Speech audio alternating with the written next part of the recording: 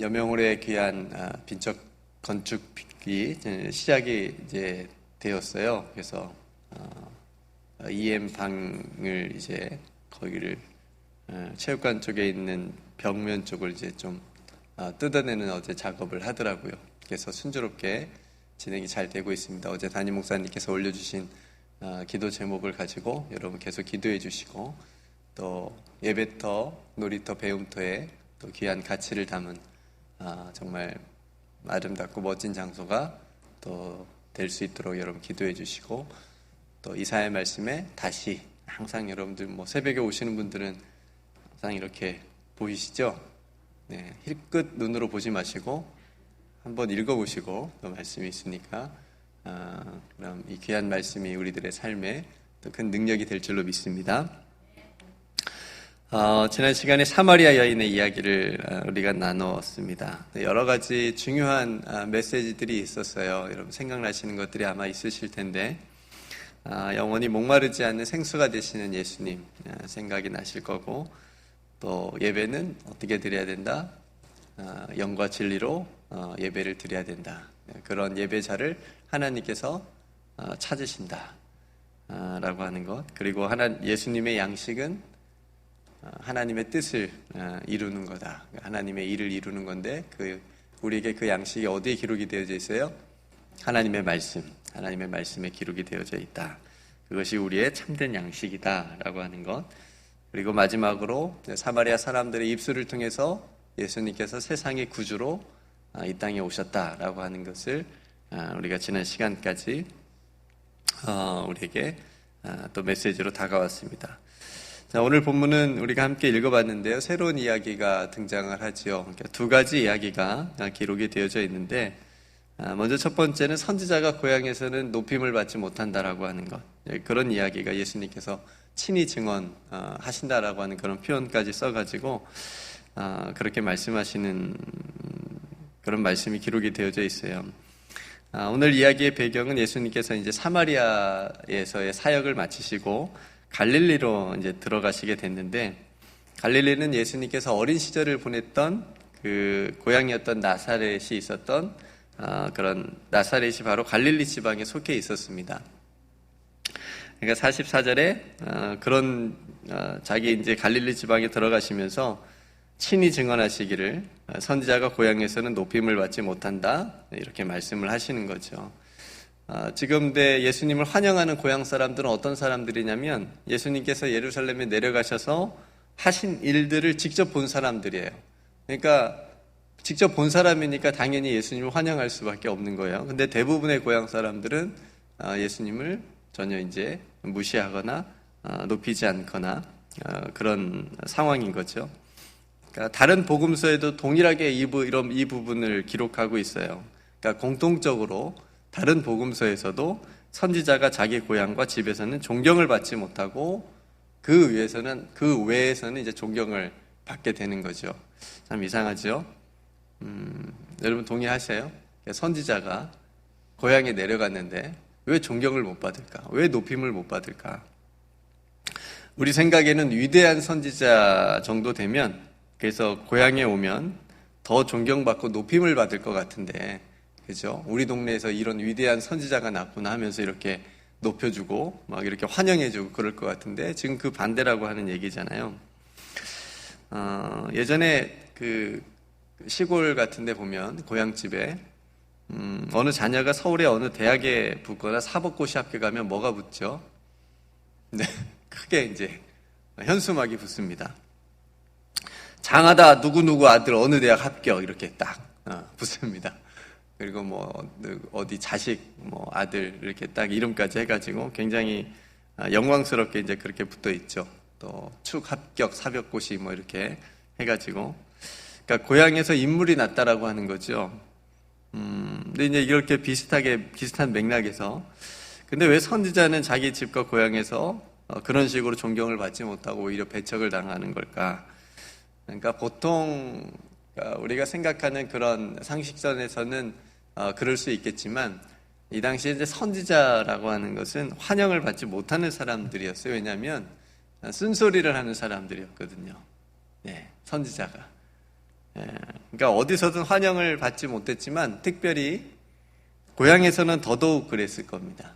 왜냐하면 그 선지자 때문에 또 어떤 불이익을 당할 수도 있었기 때문에 그런 가능성이 있었고요.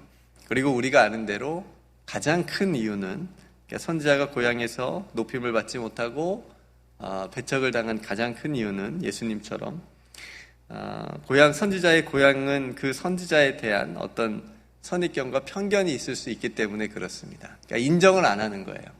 네. 그러니까 예수님도 그 중에 한 분이셨잖아요. 그러니까 고향 사람들이 예수님을 단순히 어렸을 때 뭐 이렇게 또 성장기에 보고 생각해서 뭐라고 불렀냐면 쟤는 목수의 아들이 아니냐, 뭐 이렇게 불렀으니까요. 그러니까 그런 이야기가 마태복음 13장에 나옵니다.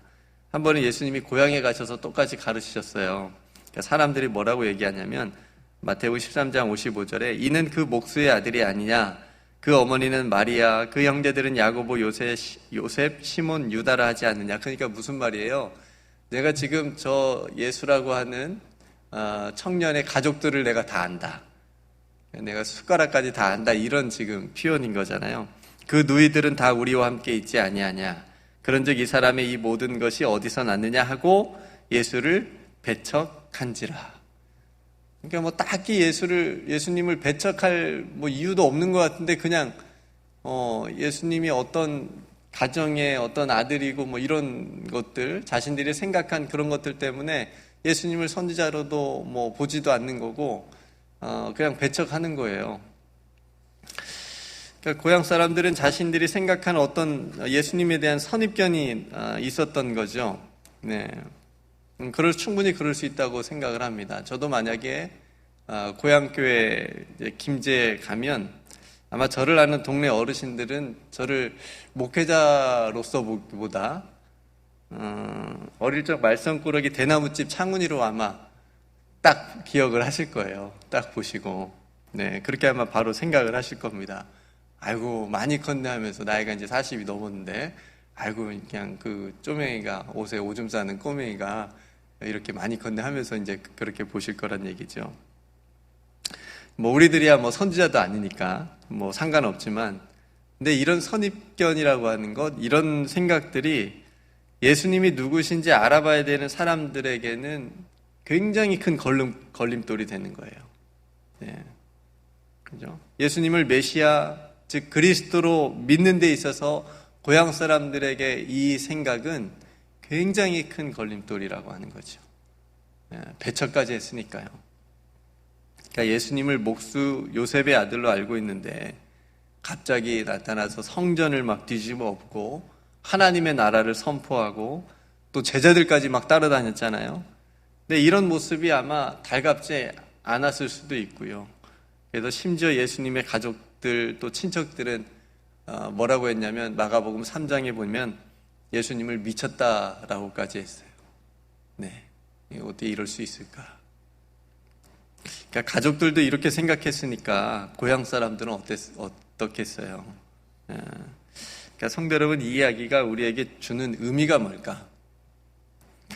어쩌면 우리가 알고 있는 것, 내가 알고 있는 것, 우리가 이미 알고 있는 것, 그 알미라고 하는 것이 딱 화석처럼 굳어져 있으면 어떤 진리가 들어와도 받아들일 수 없어요.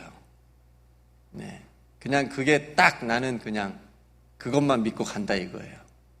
그게 아닐 수도 있는데, 그러니까 새로운 말씀의 진리가 딱 들어오면 그걸 이제 이렇게 딱 받아들이고 순종하고 그래야 되는데 그거 아니다. 그거 그냥 그러니까 자기 말씀대로 신앙을 끌고 가는 게 아니라 그냥 자기 고집대로 자기가 그냥 생각대로 아는 대로 그냥 자기 신앙을 그렇게 간다는 거예요.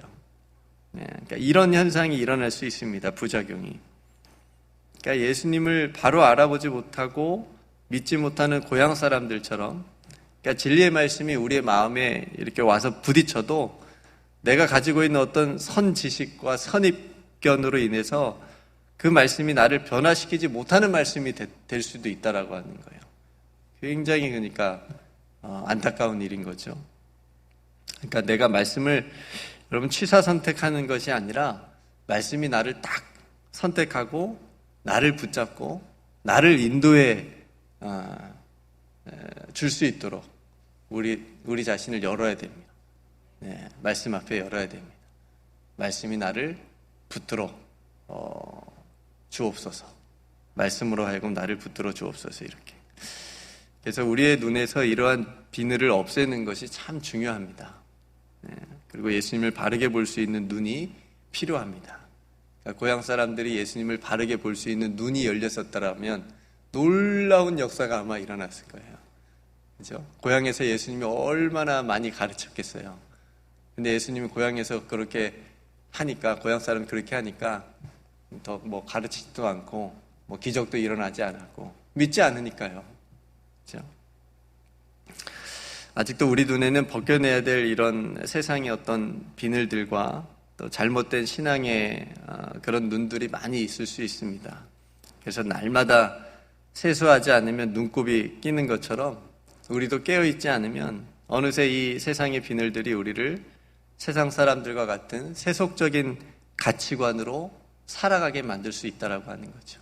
몸은 교회에 있고 몸은 예배당에 있는데 생각은 세상 사람들하고 똑같은 생각을 가지고 살아갈 수 있게 만드는 거죠. 여러분께 날마다 우리가 말씀과 기도로 영적인 세수를 해야 됩니다. 세수 다 하고 오셨죠? 오늘 저도 세수는 그렇게 깔끔하게 하지는 않는 것 같아요. 머리 감으면서 그냥 얼굴 싹 한번 이렇게 훑치고 마는 것 같아요.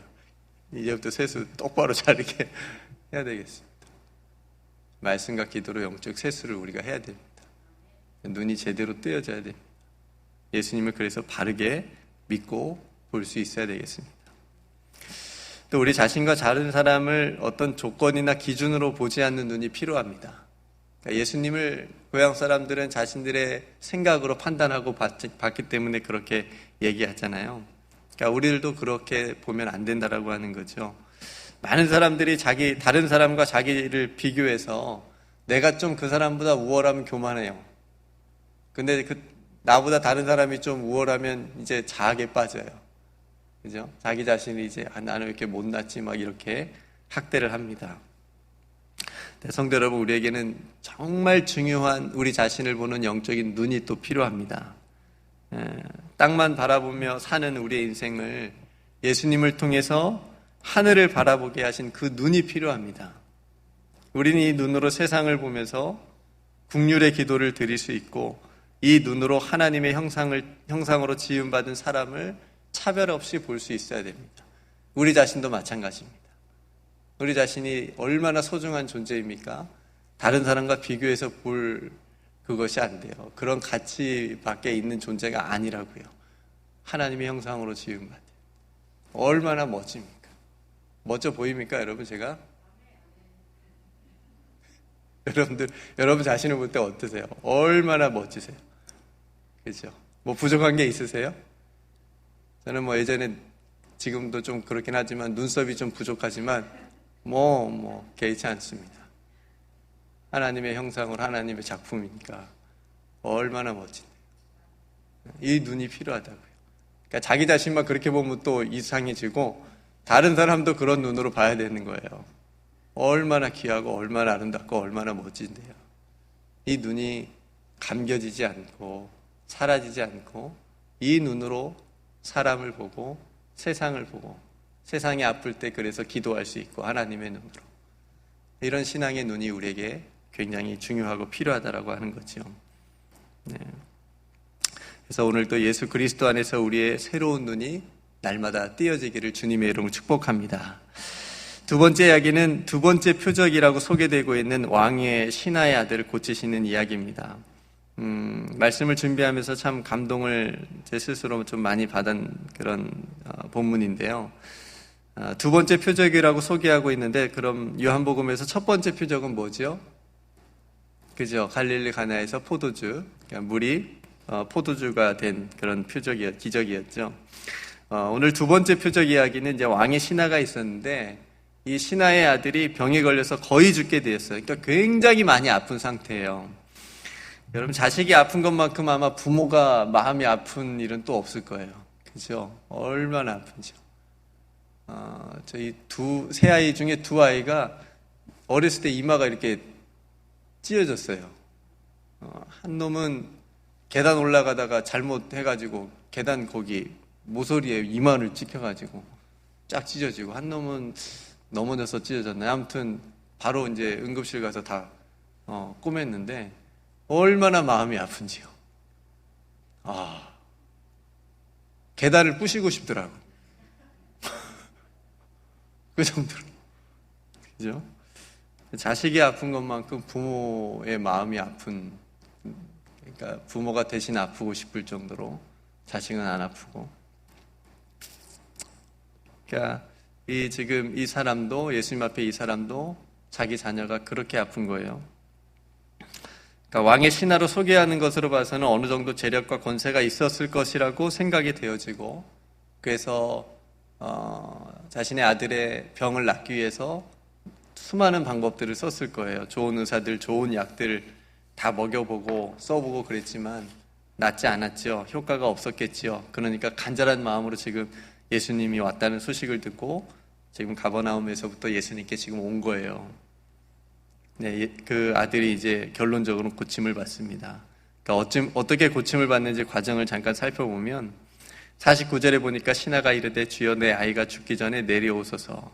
그러자 예수님께서 50절에 여러분 오늘 이 말씀을 하루 종일 한번 묵상하셨으면 좋겠고 여러분들 입술에 생각에 맴돌았으면 좋겠습니다.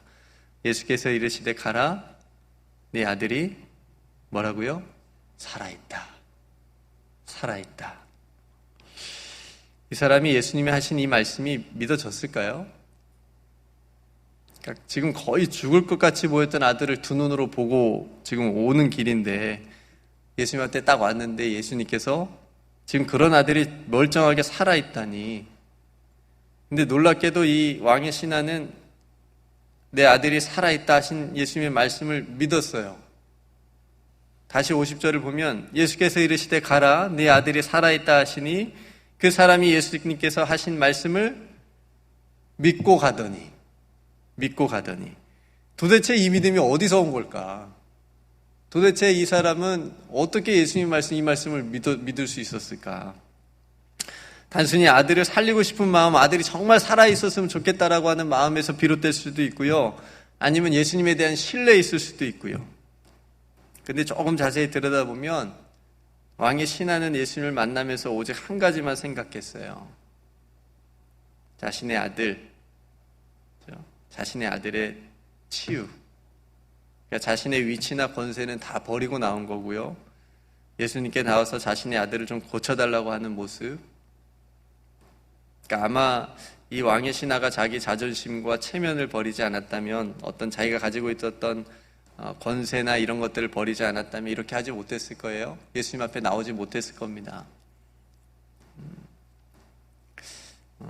자존심.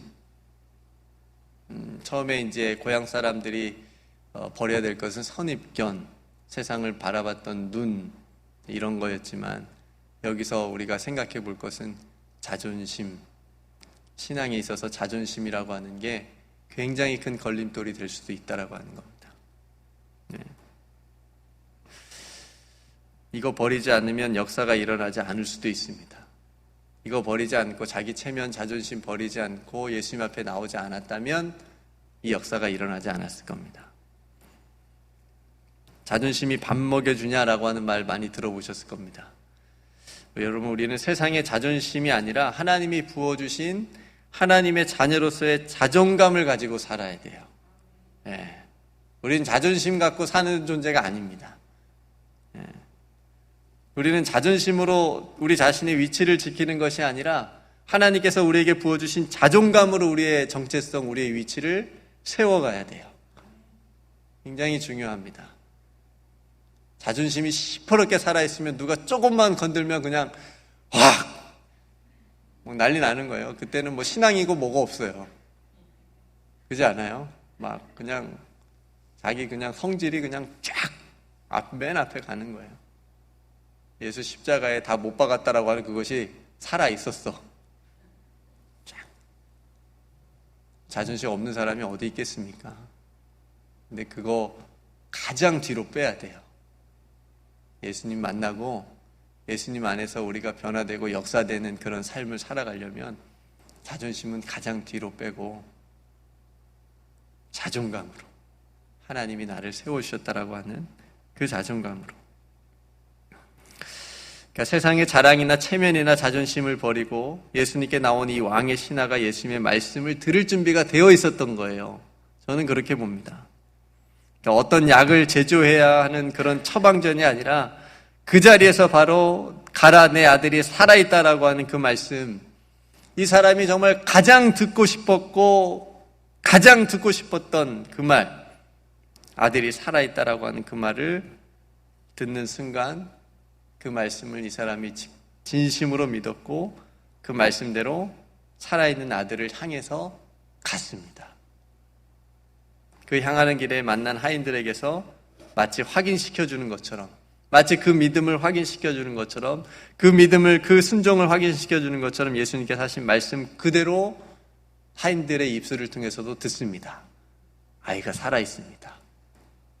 51절에 내려가는 길에서 그 종들이 오다가 만나서 아이가 살아있다 하거늘, 그 낫기 시작한 때를 물으니까 정확하게 예수님께서 살아있다라고 말씀하신 그때 있던 거예요. 성도 여러분, 회복은, 치유는 말씀과 믿음으로 이루어집니다. 하나님의 말씀을 믿어야 되고요. 믿는다라고 하는 것은 순종이 함께 가는 겁니다. 믿음이 먼저입니까? 순종이 먼저입니까? 이쪽은 믿음파, 이쪽은 순종파. 딱 나눠졌으니까 우리 양 목사님하고 사모님하고 심판하시고 3대3 동시에 일어납니다. 믿으면 순종하게 되는 거고요. 순종하는 자가 믿는 자입니다. 그러니까 지금 이 왕의 신하가 그 모습을 보여주는 거예요. 믿고 순종하고 갑니다. 예수님께서 직접 가시지도 않았어요. 오직 말씀으로 고쳐주셨습니다. 그러니까 오래된 유머가 있죠. 우리에게는 영원한 치료약이 2가지가 있는데 그게 뭐다? 구약과 신약이다. 이걸 할까 말까 했는데 굉장히 오래전에 들었던, 부흥 강사님으로도 들었던 유머인데요. 굉장히 근데 중요한, 그죠? 하나님의 말씀이 여러분들의 영혼의 치료약이 될 줄로 믿습니다. 그죠? 우리의 치유제예요. 우리 영혼의 치료약인 하나님의 말씀을 항상 우리에게 주셨어요. 가장 가까이에 주셨습니다. 여러분, 그렇다고 좀 오해하시면 안 됩니다. 아프신데 뭐 약국이나 병원에 안 가시면 안 돼요. 아프시면 바로 병원 가세요. 치료 받으세요. 하나님께 기도하세요. 하나님의 말씀을 붙잡고 기도하시고 치료 받으세요. 그 말씀을 통해 하나님께서 우리의 몸과 영혼을 온전하게 치유해 주실 줄로 믿습니다. 성도 여러분, 오늘 이 왕의 신하의 모습을 우리가 본받기를 원합니다. 고향 사람들의 모습을 본받지 말고 거기서는 우리가 배우고 저렇게 하면 안 되는구나. 그리고 왕의 신하의 모습에서는 우리가 배우고 예수님께서 하신 말씀을 믿고 가더니 그 내려가는 길에 그 말씀의 역사를 보게 됐다라고 하는 것. 그래서 왕의 신하는 예수님께서 자신의 아들을 고치실 수 있는 분임을 믿었습니다. 예수님께서 살아있다 하는 그 말씀을 믿었습니다. 그러니까 성도 여러분, 우리들도 하나님의 말씀을 들을 때마다 2가지 믿음이 필요합니다. 내게 능력 주시는 자를 믿는 겁니다. 하나님을 믿는 겁니다. 그러니까 하나님께서 나에게 하신 말씀을 믿는 겁니다. 믿고 가는 길에 역사가 일어날 줄로 믿습니다. 믿고 드리는 기도에 응답이 일어날 줄로 믿습니다. 믿고 사랑하며 동역하는 일에 아름다운 열매가 일어나게 될 줄로 믿습니다. 믿고 세상으로 다시 내려가는 길에 그 믿었던 말씀의 역사가 저와 여러분들의 삶 가운데 날마다 있기를 주님의 이름으로 축복합니다. 내 아들이 살아있다. 이걸 여러분들의 삶 속에 한번 적용을 해보세요. 가라, 내 아들이 살아있다. 내 안에 살려야 되는 것, 또 내가 기도하고 있는 제목들, 그런 제목들이 기도의 응답으로 가라, 됐다. 가라, 됐다.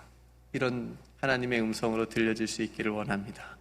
마지막으로 사마리아 동네의 한 여인을 통해서 그 동네가 예수를 세상의 구주로 믿고 고백한 것처럼 가장 마지막은 사도 요한이 요한복음을 통해서 늘 말하고 싶은 것들이 늘 마지막에 기록이 되어져 있어요.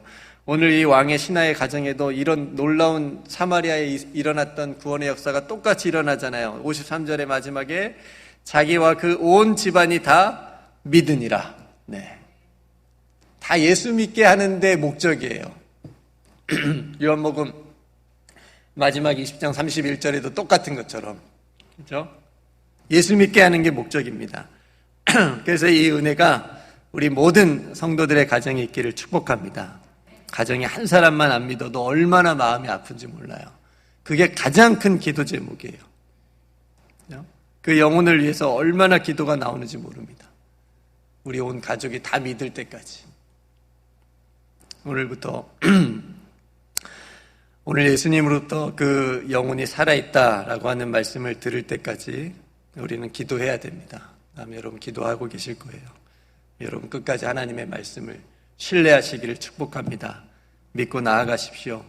그러면 하나님께서 하나님의 때에 우리 가정의 구원의 역사, 오늘 이 왕의 신하의 가정에 하나님께서 베풀어 주신 이 구원의 역사가 우리들의 가정에도 이루어질 줄로 믿습니다. 자기와 그 온 집안이 다 믿으니라. 사도행전 16장 31절 마지막 이 말씀을 함께 나누고 마칠게요. 너무 유명한 말씀이니까. 주 예수를 믿으라. 그리하면 너와 내 집이 구원을 받으리라. 주 예수를 믿으라. 그리하면 너와 내 집이 구원을 받으리라. 이 말씀의 은혜가 또 역사가 응답이 저와 여러분들의 가정 가운데 임하기를 주님의 이름으로 축복합니다. 함께 기도하겠습니다. 오늘 말씀을 생각하면서 고향 사람들 생각하시고 왕의 신하의 모습 생각하시면서 하나님 고향 사람들처럼 우리도 그렇게 되지 않기를, 그런 눈을 가지고 있지 않기를 위해서 기도했으면 좋겠고요.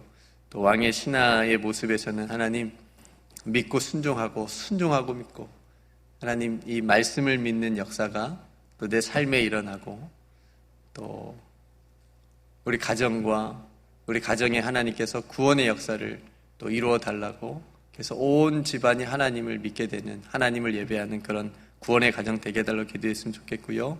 또 여명홀과 또 교회학교 VBS를 위해서 기도했으면 좋겠고, 육신 연약한 성도들을 위해서도 함께 기도하고요. 또 이번 주일에 있을 현장 예배, 또 예배를 위해서 함께 기도했으면 좋겠고, 여러분 또 우리 성도들 또 건강을 위해서 함께 기도하고요. 여러분 각자 또 하나님 앞에 기도할 기도의 제목을 가지고 또 기도하면 좋겠습니다. 제가 먼저 기도하고 우리 함께 기도하도록 하겠습니다. 은혜로우신 아버지 하나님, 오늘도 하나님의 귀한 말씀을 함께 읽고 나누었습니다. 말씀을 읽을 때마다 얼마나 좋은지요. 그 말씀이 우리에게 주시는 음성 메시지가 있음을 우리에게 또 분명히 믿고, 또 그 메시지를 들을 때마다 우리의 마음과 생각이 새로워지고 우리의 영혼이 깨어나게 되어지는 귀한 생명의 말씀이 되게 하여 주시옵소서. 하나님, 예수님을 바르게 알아보지 못했던 고향 사람들처럼 되지 않기를 원합니다. 하나님, 우리의 눈에 세속적인 또 세상의 가치관으로 판단하고 또 미리 선입견을 가지고 있는 그런 모든 것들을 다 뒤로 버리게 하여 주시옵소서. 오직 하나님께서 우리에게 주신 새로운 영적인 눈, 믿음의 눈을 가지고 그 눈을 떠서 세상을 바라보고 우리 자신을 바라보고 이웃을 바라볼 수 있는 하나님, 우리 모두가 되게 하여 주시옵소서. 그래서 더 사랑하게 하시고 더 아끼게 하시고 더 존중하게 하시고 서로를 더 높일 수 있는 하나님 신앙의 예수 그리스도 안에서 우리의 모든 관계들이 될 수 있도록 은총을 더하여 주시옵소서. 하나님, 왕의 신하의 모습에서 우리가 믿음의 모습을 보게 됩니다. 예수 그리스도의 그 말씀을 온전히 믿었던 그 모습을 우리가 본받기를 원합니다. 가라, 내 아들이 살아있다. 하나님, 이 말씀이 오늘 우리들의 삶에 역사되어지게 하여 주시옵소서. 하나님, 이 말씀을 믿고 갔던 이 사람처럼 저희들도 하나님의 말씀을 들을 때마다 그 말씀을 믿고 순종할 수 있는 우리 모두가 되게 하여 주시옵소서. 믿음의 역사가 일어나게 되는 줄로 믿습니다. 믿고 구하면 응답이 되는 줄로 믿습니다. 하나님께서 우리에게 말씀하신 것들을 붙잡고 오늘 또 살아갈 수 있도록 역사하여 주시옵소서. 하나님, 자존심으로 살지 않기를 원합니다. 하나님께서 우리를 세워주신 그 자존감으로 살아갈 수 있도록 주님 역사하여 주시옵소서. 하나님, 우리 온 성도들의 가정에 구원이 임하기를 원합니다. 예수 그리스도가 주인 되어지기를 원합니다. 하나님, 온 가족들이 하나님 앞에 예배할 수 있는 하나님 그런 구원의 역사들을 이루어 주시옵소서. 아버지 하나님께서 역사하여 주실 줄로 믿습니다. 이를 위해서 기도하고 있는 많은 가정들 하나님께서 그 기도를 들어 응답하여 주시옵소서. 아버지 하나님, 온 교회가 함께 기도하고 있는 여명홀의 귀한 비전 건축이 순적하게 이루어지게 하시고, 오늘부터 VBS 귀한 사역 가운데 우리 하나님께서 함께하여 주시옵소서. 모든 영광 하나님께 돌려오며 우리를 붙드시고 사랑해 주시는 우리 구주 예수 그리스도의 이름으로 간절히 기도드리옵나이다. 아멘.